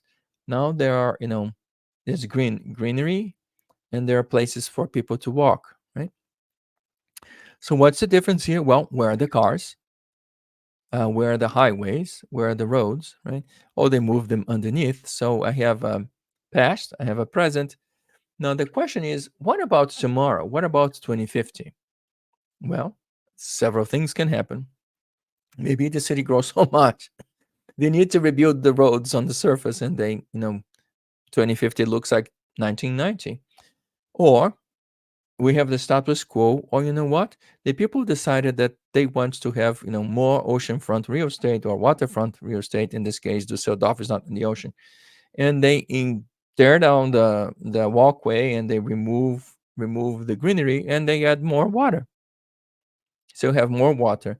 So the question becomes, well, I have a past, I have a present, somewhat of a present. I go into the future and I ask myself, okay, so what the future would look like. And again, perhaps if I'm advocating for more cars, I would say, go back to 1990. If I say, let's keep the status quo, let's do this. Or if I'm more revolutionary, I say, well, why don't you create a forest in here and take this grass out and put a forest? Or maybe flood the whole thing and make a pier in there, so we can go, like Malibu has a pier, right? And we have a giant wheel. Maybe that's what they wanted to do. And maybe I'm a real estate developer, so I'm saying it's much better that I flood the whole thing and put a giant wheel like Malibu or London, right? London built the largest wheel in the world, and I'm just trying to tell you, because in reality, I want to build like Central Park. I want to build condos along the waterfront or the extended waterfront area. So you get the gist, right? Again, in this case, I googled cars, or I google urban design. The city of Düsseldorf appeared. I look at the images before and after, and then I'm using this to question, what about tomorrow? I mean, not literally tomorrow, but 2050.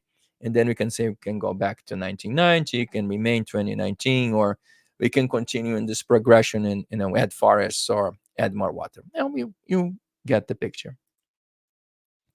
This is a challenging picture. So when I googled, cars and urban design, images out of New York came up.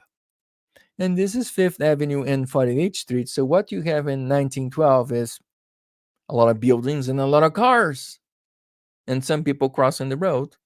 So what you have in 2014, 100 years later, 102 years later, a lot of buildings and a lot of cars and a few people trying to cross the street. So the question becomes, so what will happen on the corner of Fifth Avenue and 48th Street in 2050, right? So because there was no change in 100 years, we may be forced to say, well, unlike Dusseldorf, right, we don't expect any change. Or maybe just like Las Vegas, we're going to build some kind of a moving walkway, or we're going to, just like Dusseldorf, take the cars and send them, underneath the road, and we're going to put like grass or, walkway for dogs, or the walkway is too narrow, we're going to make it bigger, varieties of things. So depending who you are, maybe you're the city planner, right? And you need to understand what will happen to Fifth Avenue and 48th Street on 2050, and a variety of things. Maybe you are the urban planner and you are trying to sell that moving walkway in on top of the third floor of every building, and that's what we're going to say. Well, there's so many cars, so many people, we can't possibly coexist. So again, I'm taking pictures, but in this case, the pictures are challenging because the story is not changing, right? On the prior two examples, the story was changing. A lot of water, no water. What happens next? In the prior example, right, we have a lot of roads and cars. They disappeared. Are they going to come back? What's going to happen to the body of water? But here, no change. 100 years, no change. So again, the idea is what you make out of 2050. And again, we can use our imagination, but again, you can use no change We go back to some past, or we move some different way. Again, I'm just using pictures to help you tell a story. There is a different way of telling story, which is using somebody else's story. It's called storytelling with news. So again, in this case, you do not have to create the story. The story was created for you. All that you have to do is to find the story. And that's exactly what we're going to go do. So what to expect in this module? Again, it's again storytelling for people who cannot tell a story. And in this case, somebody else already wrote the story. All that you have to do is to look at it or to find it. So it's storytelling using what? Stories. So we're going to go through a setup, and then we're going to take a look at examples. So how do you build a story on somebody else's story, right? So again, focus is not on method, although you can argue this is a method. The focus is not on data or variables or pictures, but rather stories. Somebody wrote a story, and you want to be able to write your own story, right? So let's go through the steps. And there are 6 steps in this process, just like there are 6 steps on the prior example, right? All that I'm trying to do is to kind of streamline the process so that you can repeat it. And again, my claim is you do not need any storytelling skills in order to tell the story. Number one, go to the web and pick your browser, right? And we're going to have to choose a theme or a topic, right? What are we going to be talking about? What are we, using Yahoo, Bing, or Google to search for, right? And then we're going to look for news using the browser's all options. So I'm not looking for images. I'm looking for text. Image. You can use images, but I'm basically looking for text, right? We're going to repeat this search as many times as we have to until we can understand the difference between good and bad. So basically, in this case, because people are telling the story, they already added perspective. So you need to understand their perspective. And now how we do that is whether by looking at their labels. They call one label one thing, they call the other label a different thing. That's all we're doing. On step number 5, we're going to make a list of people who actually care about this topic. So remember on the 2 variables, we had, people who care one way or another. I had the price of oil, I had the price of batteries, I had on the other example, I had people who care about life and stem cells, or people who have Alzheimer's or degenerative diseases. In the case of the images was the same, the urban planner and the cars, who cares about the cars. In this case, I have to identify exactly, so who cares about the topic. And then in the end, we're going to what? We're going to review our perspective. All right, so let's repeat the example. So we just use the browser to look for images. Now we're going to use the browser to look for stories. So in this case, I'm not using a Google, I'm using Bing, right? So you can basically, try any browser. In this case, I just wanted to keep the same theme going. So I look at, cars. So I started with cars and car electrification and cars and parking and cars and highways and things like this. So I said, well, let's keep the cars going. So when I did the initial search on, and this is Bing, so the Bing, and it just came out of our session. So Bing is telling you, describing what's going on. So Bing gave me this article from the New York Times that says, actually cities are banning cars in downtown areas. So I repeated the search, but this time I used, the article New York Times named a city, so Heidelberg.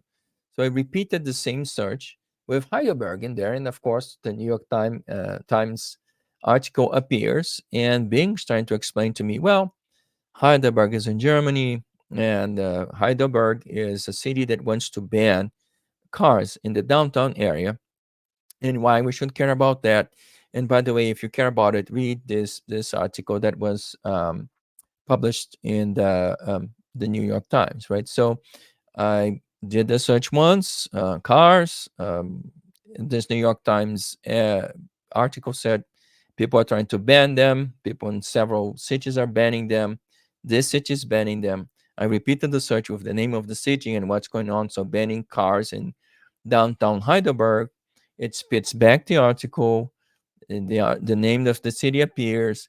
And then I'm going to have to go through this and go to different outlets, different news outlets to understand, what is good, what is bad. So all that Bing's telling us, or the AI assistant is saying, is describing the situation.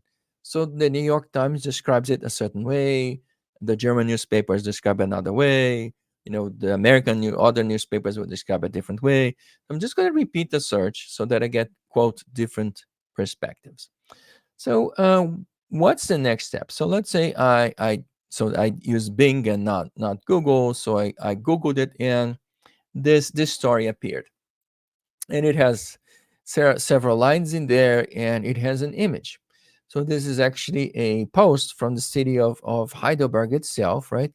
And then the first thing we have to ask ourselves is, so what do you see here? So what is Heidelberg? It's a small medieval town in southwest of Germany, right? And like smaller towns in Europe, you see, narrow streets, and then what you have, a conflict over the space. You have, look at the narrow walkways, people trying to, kind of, rubbing elbows, trying to walk on top of each other. You have this bike going on. This older man in the white shirt, I believe, is probably going to run over this lady who's crossing the street. So you have a lot of pedestrians, narrow spaces. You see the stores in there. We actually want to walk around it. There's this guy on a bike. And then you see what? You see this big object in here. It's a car. So the car takes almost half of the street, right? And then you see what? Three people standing in there, and they covered this car with post-it notes, and they made a design so that you see an electric bike in there, right? So if you look at this, and if you speak German, so this is, so where exactly do you park then, right? So narrow streets, a lot of people, a lot of bikes, electric bikes, cars, everybody together. It's a mess. Something's gonna have to go, right? So now we're talking about cars in Heidelberg, and Heidelberg is in southwest of Germany. So the question is, well, who cares, right? Well, a lot of people care. So specifically because who are the largest economic agents in southwest Germany? Well, car industry, right? So people who make cars, right? Those are the people who care about cars. So let's say the pedestrians, they certainly want to see that car go, right? Look at the three people standing with the post-it notes and putting a sign of an electric bike in there. They clearly want to see the car go. So the story that the city of Heidelberg is saying, well, perhaps we should see those cars go. There's no place for the cars in the street. But wait, so perhaps you do live in Heidelberg and you are the person who owns this house here, and that is exactly your car. So who is anyone to say that you cannot park your car across from your house, right? So now you see the tension. You have the environmentalists saying, well, there should be no cars here. You have, if you think about the tourists, well, if you do away with cars, it's a medieval city. It's part of the charm, right? But if you live there, where are you going to put your car? I want to put my car, close to my house or nearby. All the streets are the same. I cannot park in the neighbor spot anyway. So what do I do? Where do I park? But perhaps you are the company selling the electric bikes, and you're making the case. Look at this gigantically enormous car in there, taking all the space, and look at all these people. They're upset. Wouldn't it be better if I just remove the cars altogether? So again, you have the people who wants to get the car out of the downtown area. You have the people who wants to keep the car in the downtown area. You have the homeowners, right, who wants their cars. And then you have to ask yourself, okay, Heidelberg is a small city in the southwest of Germany. What if I project this image elsewhere? So let's say Hamburg or Berlin. Okay. Now we're talking about millions of people, right? Can I effectively remove or ban cars from downtown area? So we just look at New York, right? So what if we say there can be no cars on Fifth Avenue and 48th Street? Well, we just started for hundreds of years, literally. As long as cars have been around, there have been cars on that place. People are gonna, it's gonna be an upheaval, right? So we understood the story, we understood the dimension. we understood the people, we saw the economic agents, so we know the stage, we know what's at risk here, right? Cars versus no cars, who should care about it, and then we ask ourselves, where should we can we repurpose this idea and send it somewhere else? Well, we are not done until we complete one more step. So, what is the final step here? Well, the final step is to make a note on our bias. So, because we have perspectives and we are trying to sell an idea of exactly what are we trying to say, we have to note our own bias. So the first step is we have to understand that the news outlets themselves, they carry a specific perspective which is reflective of the worldview, right? So perhaps if I go to the Green Party's bulletin in Heidelberg, they would be, heralding what a great achievement it is, or it would be if I take those cars out of downtown. So that's one perspective, right? Now, if I look at a business newspaper from southwest of Germany, anything that creates a problem for a car, I don't like because I sell cars, right? But maybe I am a business owner of the electric bikes, and I'm lobbying the city to say, get those ugly cars. The streets are too narrow. There's too many people. This is a hazard. Get those cars out. But I can still let you move from place to place if you use my bikes. So again, the different types of outlets will carry a different perspective.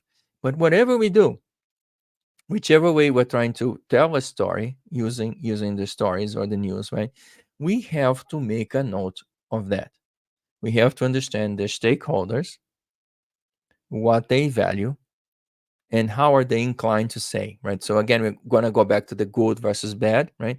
We have to understand the stage, medieval city, downtown, narrow area, the situation, right? The actors, how the actors would play, right? And what they find desirable, the good versus bad. Now, let's give you a very simple and concrete example. So I'm going to go back to world politics because it's kind of black and white. You can tell the difference, right? So if I go and I just Google or Bing or use any of the engines to look at the conflict in Ukraine, right? And I search the news, right? With conflict in Ukraine, war in Ukraine, whichever Ukraine conflict, Ukrainian conflict, whichever combination of words you want, right? And if I look at CNN, BBC, CNBC, MSNBC, Deutsche Welle, French press, so European news outlets, American news outlets, we're going to say what's going on from the West's perspective, right? Now, if I go and I repeat the same search, right, and I use TASS or the Voice of Russia or some in St. Petersburg or some Moscow newspaper, they are going to tell the story of the Ukraine war from their perspective, right? So let's say a town in Western Ukraine was taken over by the Russians, okay? So the Western media was going to say, what a sad day for democracy, Ukraine's territory was taken. If I look at the Russian media would say exactly the opposite. We liberated a city in Western Ukraine, which now they can practice their religion, their values, and they can speak Russians. So they would sell their fish. They would tell their perspectives. So in this case, we're not trying to say good or bad, but as researchers, we are supposed to know. We're supposed to label them, the perspectives and the biases, right? So we have to note that's the same exact piece of information. What happened? One city in Western Ukraine was changed hands from one to the other. So it's the same fact, okay? But now we're going to describe that fact differently.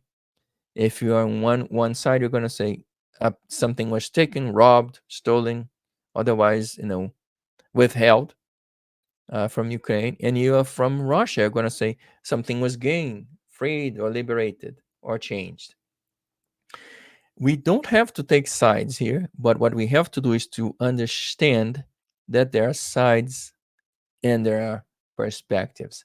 So when we go through our analysis and as we complete our thoughts and we'll make our specific disclosures as researchers, as analysts, as business people, you have to have a chapter, a section on that report where we list our own biases. In other words, how the biases are disclosed. So I was born in the West, I was educated in the West, I have the perspective of the West. I'm not saying good or bad, I'm just saying where I'm coming from, right?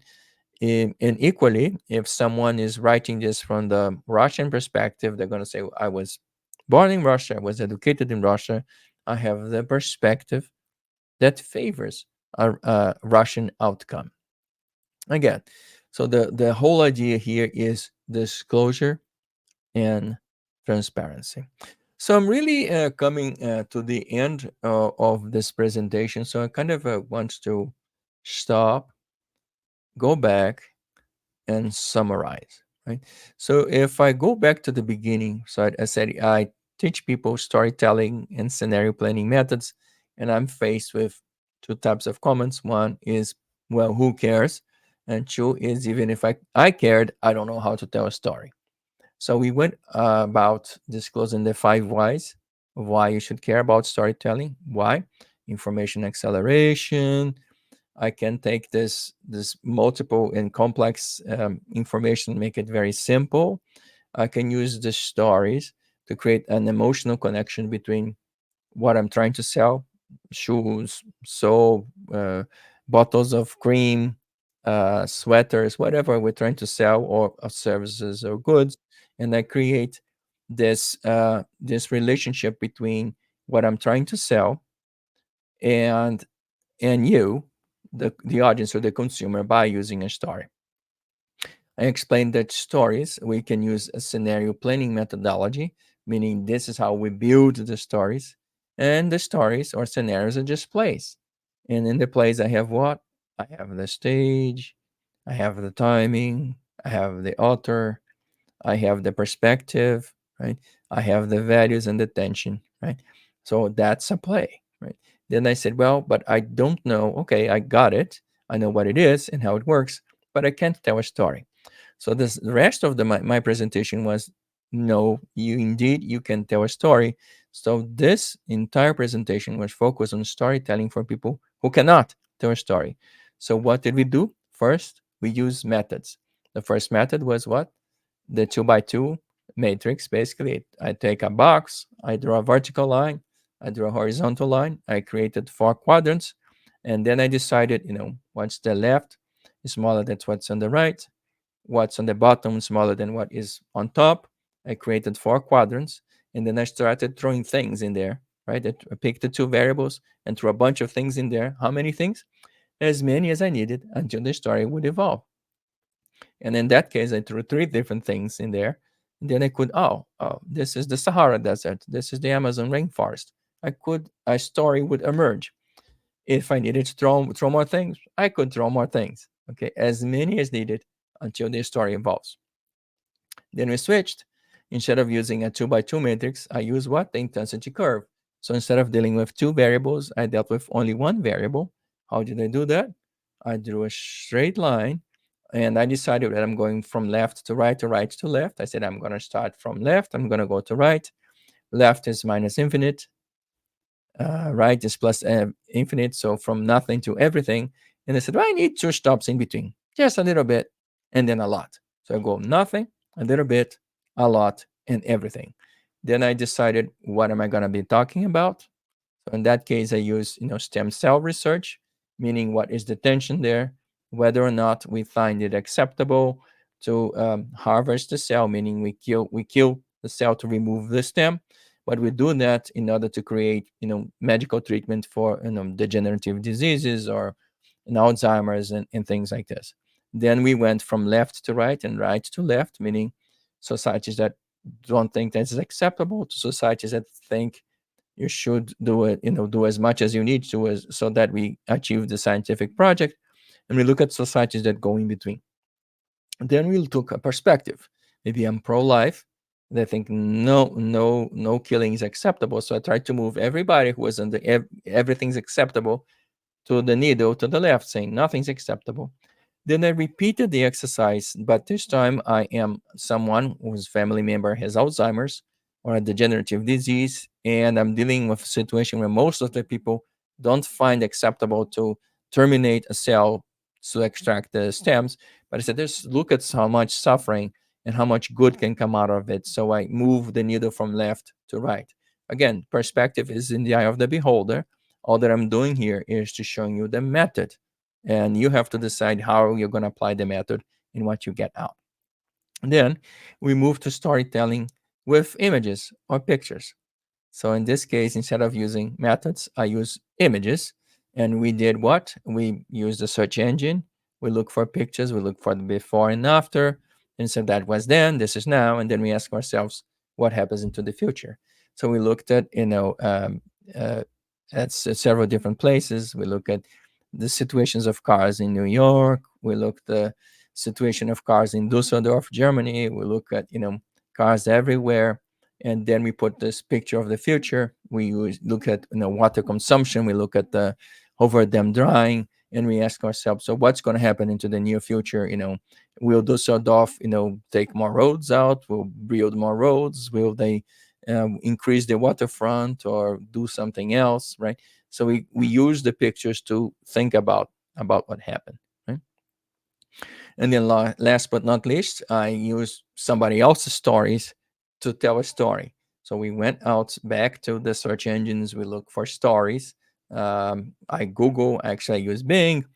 I found a specific thing that I wanted to talk about. It was in an article of New York Times. I refined my search. I found that Heidelberg wants to take cars out of downtown area, and then we went through the analysis, looking at the story that the city of Heidelberg wants cars out of downtown. Then we ask ourselves, so who cares?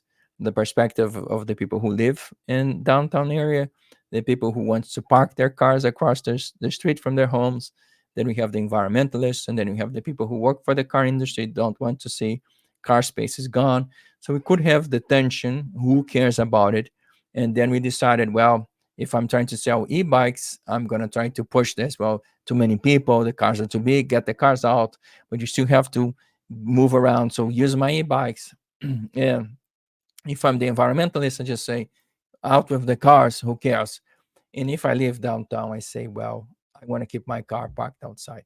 So we went through several different methods. But again, in the end of the day, I'm pretty sure you can tell a story without any storytelling skills. So that's the end of my presentation. I'm going to bring Deb Ditch, the moderator, to see if there are any questions before I pass the baton to Martin Schwerm. Hey, Hi, Deb. Rom. Hi, how are you? Great presentation. Thank you so much. Thank There you. are lots of questions, actually, so I know we don't have a lot of time, but thank you so much for sharing your thoughts with us on scenario planning and storytelling. Very, very interesting. It's interesting because people are asking a question about the business environment is constantly changing, right? So there's this constant movement. And so when you're going through the scenario planning process, how do you ensure that that the scenarios that you're developing remain relevant and adaptable? Because things are happening, speed of light, right? So how do they maintain their relevancy?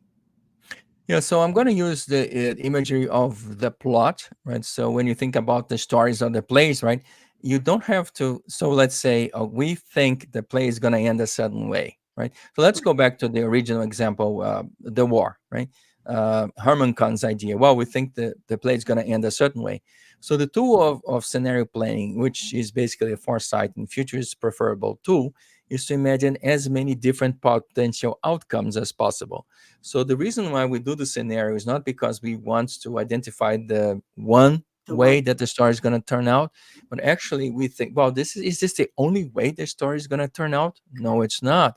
So because we said, oh, this is going to for sure going to turn out this way, we certainly know that's not correct.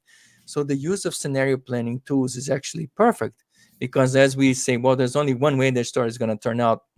Absolutely, yeah. So let's go back to Romeo and Juliet. Well, they could have gotten married, they could have gotten divorced, but they ended up killing each other. So, because we could think about different alternatives. So scenarios are used to help us imagine not just one, but a gamma of different alternatives. So I recommend people to go through the process and think, okay, you think you know the plot, you think you know the outcome. Now let's stop and let's question. What if the actors change? What if their motives change? What if something else happens? Like in the case of the images, right, with the water, I said two Right. different things, right? Right. We had the Hoover Dam full filled of water in 1983. We had it dry in 2021. What happens in 2050? And I told you, well, if I'm a climate denier, it's just a cycle. No, 10 good winters and the water's going to be flowing again.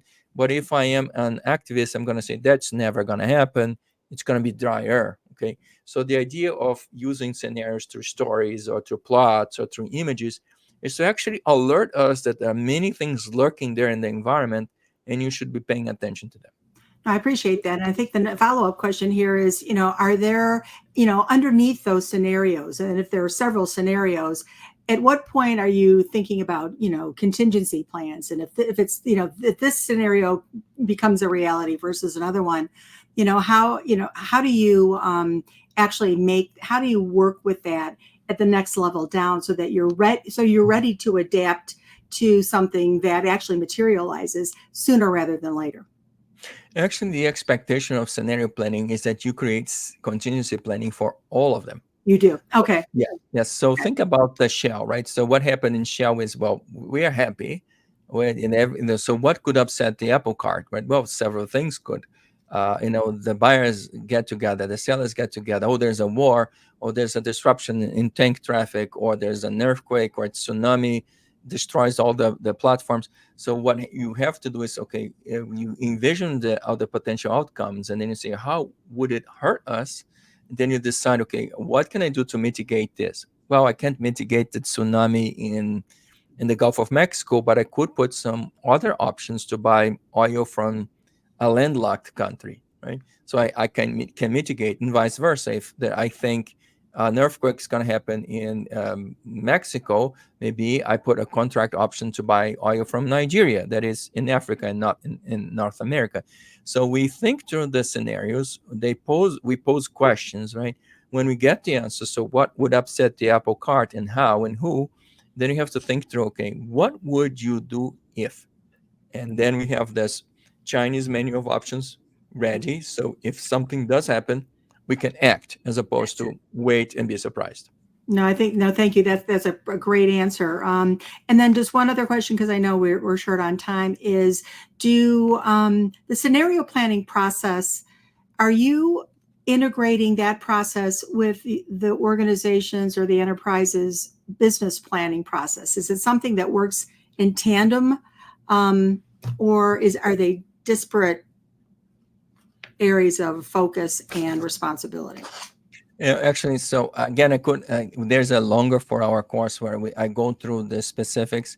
But Okay. yes, so scenario planning resides in strategic planning, not outside of it. It must serve the strategic planning process. So I tell people it's a foresight tool, it's a futurist tool, but it only has value if we place it within the business. Again, this is a business class, within the business context. So we have to look at the strategic planning context and the process, and we have to embed.